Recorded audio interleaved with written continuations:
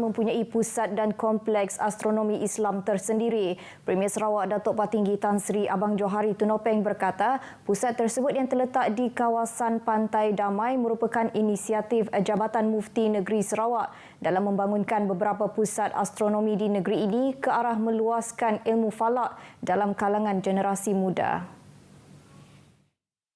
Kita nak melahirkan anak-anak kita yang berminat untuk mengetahui ilmu-ilmu yang ada di galaksi kita lah. Kerana ia ada mempunyai nilai ekonomi dan juga nilai pembangunan masa depan.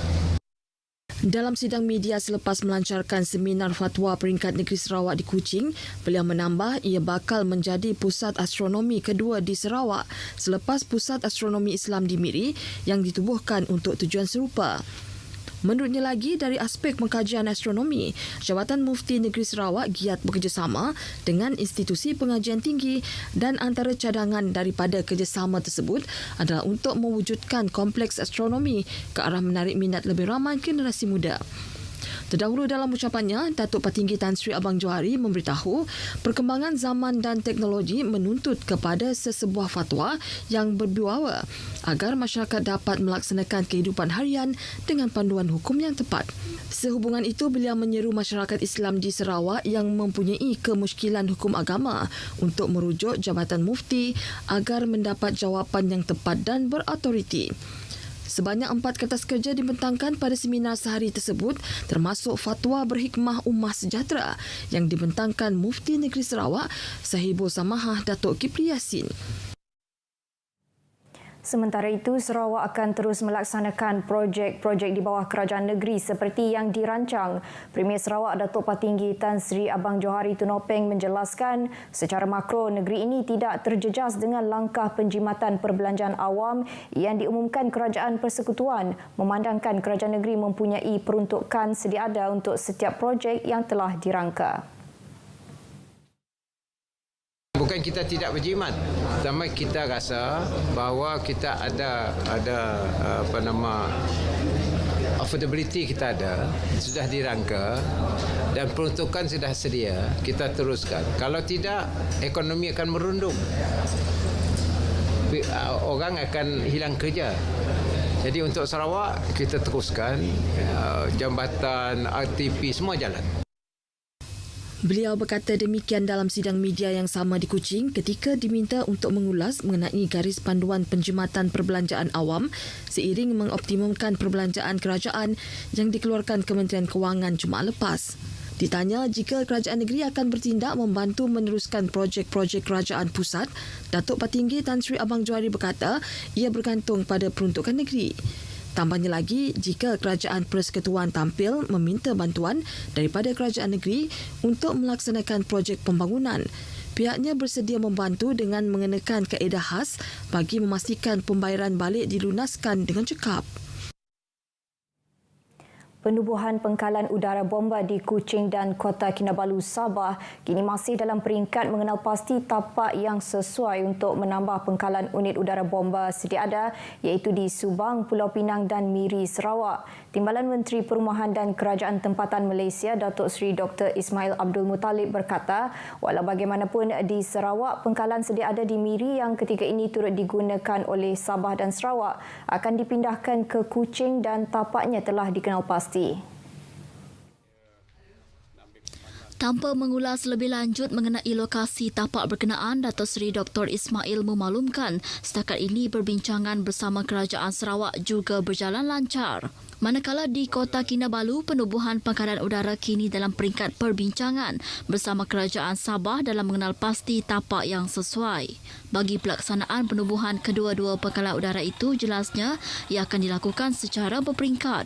Beliau menyatakan demikian pada sidang media selepas menyempurnakan Majlis Perbarisan Pentauliahan Sijil Sains Kebombaan Siri 1 2022 di Padang Kawat Jabatan Bomba dan Penyelamat Tabuan Jaya, Kuching. Sementara itu, Datuk Seri Dr. Ismail berharap pegawai bomba di negeri ini khususnya yang telah menamatkan siri latihan itu agar terus cekal memikul tanggungjawab dan menjaga integriti sebagai anggota bomba.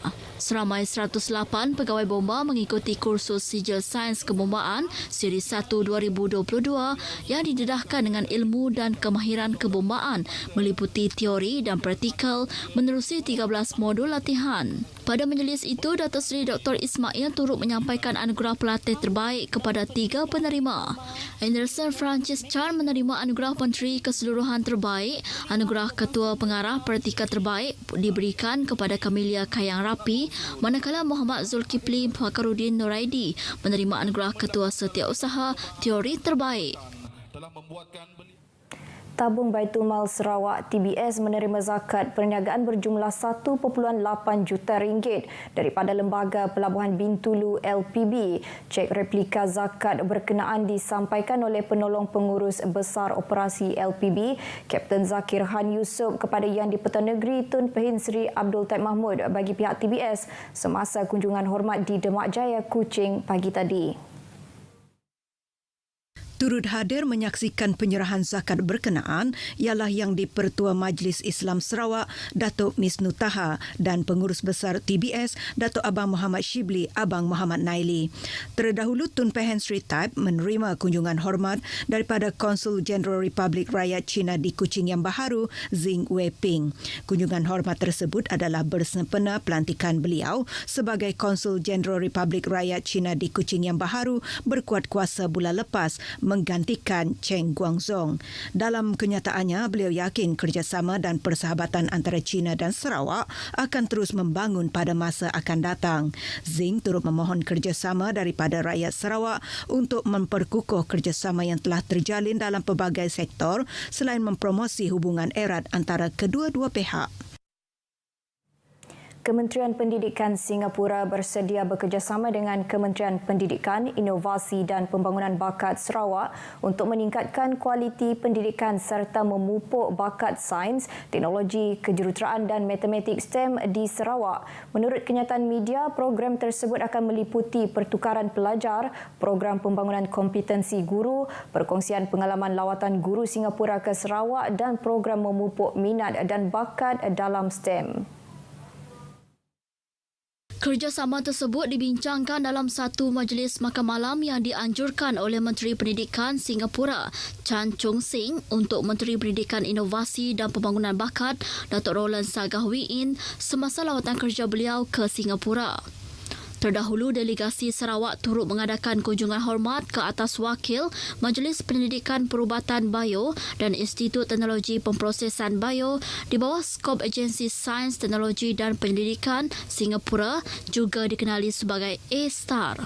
Hasil pertemuan tersebut juga telah menghasilkan kerjasama pendidikan yang berpotensi antara Institut Pendidikan Singapura, khususnya dalam bidang pembangunan produk semula jadi daripada sumber biologi Sarawak untuk makanan, perisa terapeutik dan sifat perubatan. Dengan itu, sekian berita dari Sarawak. Kita kembali bersama Azam di Angkasa Puri. Silakan.